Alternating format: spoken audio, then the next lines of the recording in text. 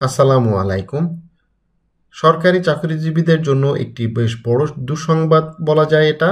আজকের পত্রিকায় আজকে একটি নিউজ হয়েছে। আপডেট দেখতে পারতেছেন 17 এপ্রিল 2025 10টা 6 সময় এই নিউজটা কিন্তু প্রকাশ করা হয়েছে।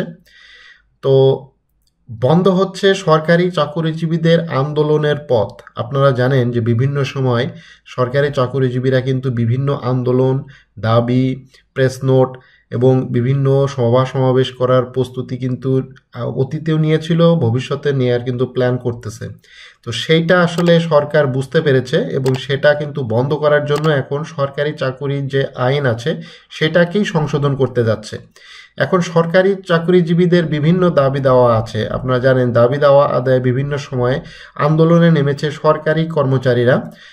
গত বছর 5 আগস্ট গণ অভ্যুত্থানে সরকার পরিবর্তন হলে একের পর এক কর্মসূচি দিয়ে তারা কিন্তু মাঠে ছিল। সরকারি কর্মচারীদের এমন দলবদ্ধ আন্দোলনের পথ বন্ধ করতে সরকারি চাকরি আইন সংশোধন করা হচ্ছে এবং এই সংশোধনটা করতেছে অন্তর্বর্তীকালীন সরকার এবং সরকারি চাকরির আইন সংশোধন করে আন্দোলন বন্ধ করতে চাচ্ছে। অর্থাৎ সরকারি চাকরিজীবীদের বিভিন্ন দাবি দাওয়া আছে, যেমন 11 থেকে 20 গ্রেডের একটা দাবি দেওয়া আছে, মহার্ঘ ভাতা নিয়ে একটা দাবি দেওয়া আছে, এছাড়া পদোন্নতি নিয়ে দাবি দেওয়া আছে, বিভিন্ন দাবি আছে এবং এই দাবিগুলো নিয়ে কিন্তু বিভিন্ন সময় সচিবালয়ের ভেতরে বাইরে বিভিন্ন সভা সমাবেশ, অবস্থান কর্মসূচি, কলম বিরতি এবং যেই জিনিসগুলা সরকারকে বিপদে ফেলায় মানে বিব্রত করে সেই ধরনের কর্মকাণ্ড কিন্তু সরকারি কর্মকর্তা কর্মচারী করা জন্য প্রচেষ্টা চালাচ্ছিল। সেইটা একেবারে পার্মানেন্ট বন্ধ করার জন্য এই সরকারি চাকরির যে আইন আছে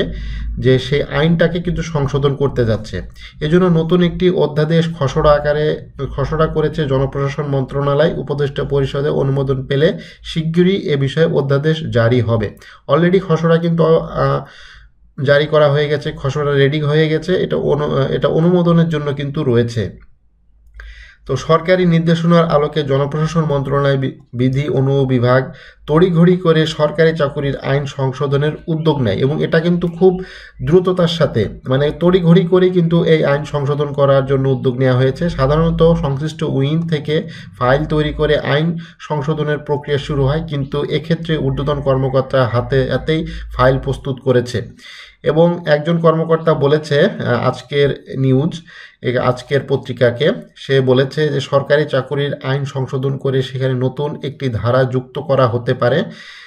3 জনের বেশি সরকারি কর্মচারী একসঙ্গে যাতে কোনো কর্মসূচি যোগ দিতে না পারে সেই ব্যবস্থা করা হচ্ছে এতে। 3 জনের বেশি সরকারি কর্মচারী একসঙ্গে যাতে কোনো কর্মসূচি যোগ দিতে না পারে সেটার জন্যই কিন্তু এই আইনটা করা হচ্ছে। সংশোধিত আইনটি অধ্যাদেশ হলে সরকারি চাকরিজীবীদের আন্দোলনে নামার আর কোনো উপায় থাকবে না। সরকারি চাকরি আইন সংশোধনের বিষয়ে জনপ্রশাসন মন্ত্রণালয় বেশ কয়েক কর্মকর্তার সঙ্গে কথা বলেছে এই পত্রিকাটি। তাদের কেউ এ বিষয়ে বিস্তারিত জানাতে চাননি, তবে 3 কর্মকর্তা সরকারি চাকরি আইন সংশোধনের পদক্ষেপ নেওয়ার বিষয়টি নিশ্চিত করেছেন। পরিচয় প্রকাশ না করার শর্তে বিধি অনুবিভাগের একজন কর্মকর্তা বলেন, সরকারি নির্দেশনা অনুযায়ী আমরা আমাদের কাজ শেষ করেছি, এখন সরকার এ বিষয়ে চূড়ান্ত সিদ্ধান্ত নেবে। নতুন আইন প্রণয়ন বা পুরনো আইন সংশোধনের জন্য যে খসড়া করা হয় তা পরীক্ষা নিরীক্ষা করে মন্ত্রিপরিষদ বিভাগের একটি কমিটি রয়েছে। সরকারি চাকরির আইন সংশোধন খসড়াও ওই কমিটি পাঠানো হয়েছিল বলে মন্ত্রিপরিষদ বিভাগ থেকে একজন কর্মকর্তা জানান। নাম প্রকাশে অনিচ্ছুক ওই কর্মকর্তা গতকাল বিকালে আজকের পত্রিকাকে জানিয়েছে, অর্থাৎ বৃহস্পতিবার উপদেষ্টা পরিষদের বৈঠকে গ্রামীণ ব্যাংক সংশোধন আইন অধ্যাদেশ অনুমোদনের জন্য তোলা হয়েছিল। এছাড়া সম্পর্ক হিসাবে সরকারি চাকরি আইন সংশোধন অধ্যাদেশ খসড়া অনুমোদনের জন্য তোলা হতে পারে। তো এটা যদি এই যে অবস্থা এখন সরকারি চাকরির যে আইন এটা যদি সংশোধন করা হয় এবং আপনারা জানেন বিভিন্ন সময় সরকারি চাকরিজীবীরা কিন্তু বিভিন্ন দাবি দাবা নিয়ে সচিবালয়ের বাইরে কিন্তু আন্দোলন এবং কলম বিরতি এবং অনুপস্থিত হওয়ার মতো ঘটনাও কিন্তু ঘটিয়েছে। তো এটা সরকারকে কিন্তু বিভিন্নভাবে বিব্রত করেছে। তাদের যে দাবি দাবাগুলো আছে সেইটা সরাসরি লিখিত আকারে পেশ না করে এইভাবে সোশ্যাল মিডিয়া, প্রিন্ট মিডিয়াতে সরাসরি এইভাবে আন্দোলনে নেমে যাওয়া, সেটার জন্য সরকারের জন্য একটা বিব্রতকর অবস্থা।